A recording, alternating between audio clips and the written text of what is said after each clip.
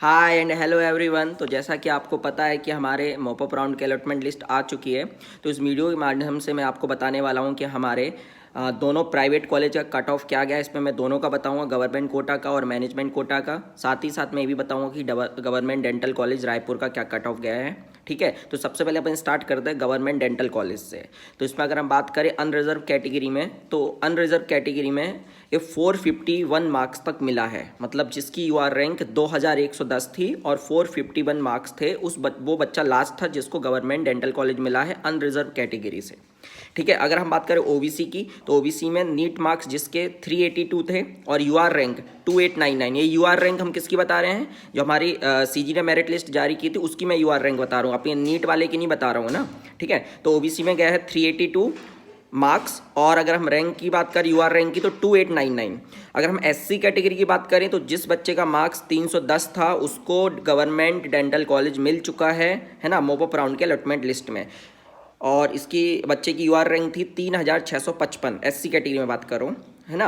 और अगर हम एसटी की बात करें, तो एसटी में 148 मार्क्स तक गवर्नमेंट डेंटल कॉलेज रायपुर मिला है।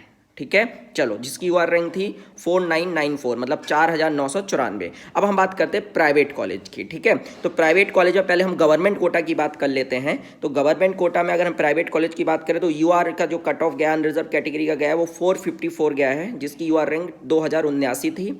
अगर हम ओबीसी की बात करें तो 434, जिसकी यूआर रैंक 2324 थी। अगर हम एससी की बात करें तो एससी में 113 गया है।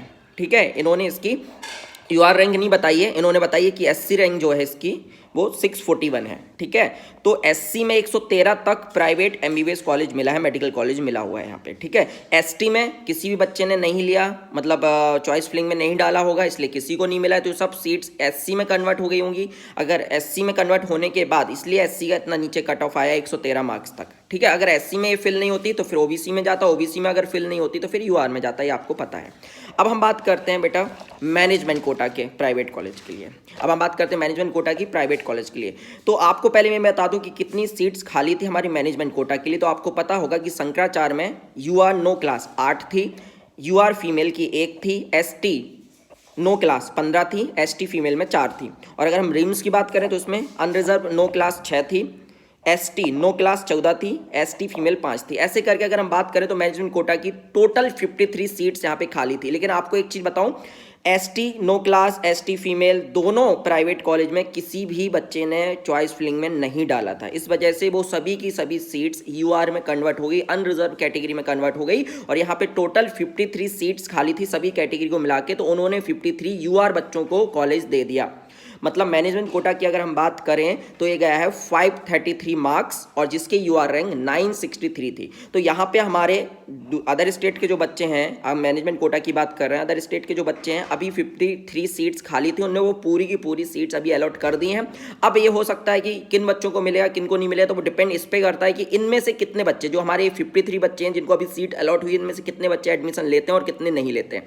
होंगे इसमें भी कुछ बच्चे जो एडमिशन नहीं लेंगे, मुझे ऐसा लगता है। तो फिर हमारे उसके लिए आपको पता है कि स्टे वैकेंसी राउंड होगा या जो भी राउंड होगा उसके लिए नेक्स्ट राउंड होगा, अपन को 9 जनवरी को पता चल जाएगा। ठीक है, इसमें ओबीसी का कट ऑफ बताने की जरूरत नहीं है, क्योंकि ओबीसी का कोई बच्चा नहीं आया अदर स्टेट से। एससी का, एसटी किसी ने चॉइस फिलिंग डाली ही नहीं थी, तो उनको कॉलेज अलॉट होने की बात ही नहीं।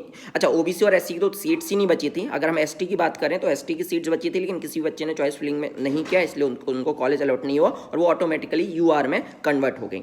अगर हम एनआरआई कोटा की बात करें तो एनआरआई कोटा में टोटल 3 सीट बची हुई थी, तीनों सीट दे दी गई हैं, है ना। तीनों सीट हमारी दे दी गई हैं। इसमें जो कट ऑफ गया है, जिसकी 151 मार्क्स थे नीट में और यूआर रैंक 4974 थी, उसको एनआरआई कोटा से प्राइवेट मेडिकल कॉलेज मिल चुका है। ठीक है, तो एक कंप्लीट एनालिसिस था, मैंने आपको बता दिया है क्या हुआ क्या नहीं हुआ। इसमें देखो बहुत सारी क्लास की, बहुत सारी कैटेगरी की हमारे यहाँ पे सीट्स खाली थी, लेकिन वो कैटेगरी नहीं होने के बाद क्या होता है कि पहले एसटी में अगर मान चलिए क्लास की सीट है तो वो एसटी नो क्लास में जाता है, फिर एसटी नो क्लास में भी अगर बच्चों ने अप्लाई नहीं किया है तो फिर वो एससी में जाता है। एससी में भी अगर बच्चे नहीं हैं जिन्होंने चॉइस फिलिंग में अगर कॉलेज को फिल किया और सीट्स हैं तो वो ओबीसी में जाता है, फिर यूआर में जाता है। ठीक है, तो अच्छा देखिए एक चीज़ ध्यान रखिए, इसमें ह्यूमन एरर हो सकती है, ह्यूमन एरर की हमेशा पॉसिबिलिटी होती है, ऐसा नहीं है कि ह्यूमन एरर नहीं हो सकती है। तो ह्यूमन एरर अगर कोई हुई हो तो कमेंट में जरूर मुझे बताएं कि सर इस कैटेगरी का कट ऑफ आपने गलत बताया है, मैं उसको करेक्ट कर लूँगा। ठीक है, टाटा बाय बाय।